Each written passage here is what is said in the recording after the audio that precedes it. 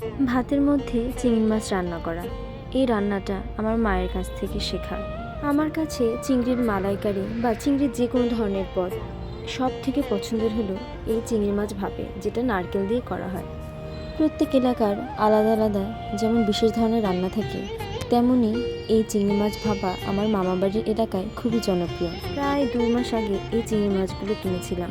না 2 মাস না, 1 মাস বা থেকে একটু বেশি। সবজি খাওয়ার জন্য কিনেছিলাম, ফ্রিজেই পড়েছিল।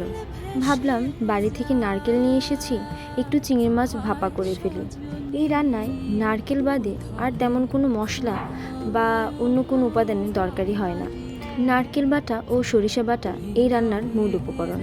সাথে লাগবে খাঁটি সরিষার তেল, পরিমাণ মতো লবণ, হলুদ, মরিচ ভালো করে মিশিয়ে নিয়ে ছোট্ট স্টিলের বক্সে এটাকে ভরে নিতে হবে। চাইলে 2-1টা কাঁচামরিচ এর মধ্যে দেওয়া যায়। এই রান্নায় সর্ষে তেলের পরিমাণ একটু বেশি দিতে হবে, কারণ নাক ধরবে, একটু ঝাঁজ লাগবে, এমন ধরনের রান্না হবে। শেষ ধাপ, সব কিছু স্টিলের বক্সে ভরে স্টিলের বক্সটি ভালো করে আটকে দিতে হবে, যেন এমন না হয় রান্না বসানোর পরে এর থেকে বাইরে বের হয়ে যায়।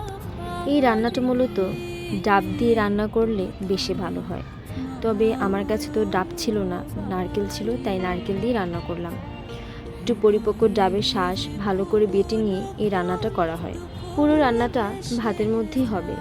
স্টিলের বক্সটা ভাতের মধ্যেই থাকবে। 20 থেকে 25 মিনিট লাগবে রান্নাটা শেষ হতে। বক্স খুলতেই এত সুন্দর গন্ধ বের হয়, মানে বলার মতো না, এটা আসলে বলে বোঝানো যাবে না।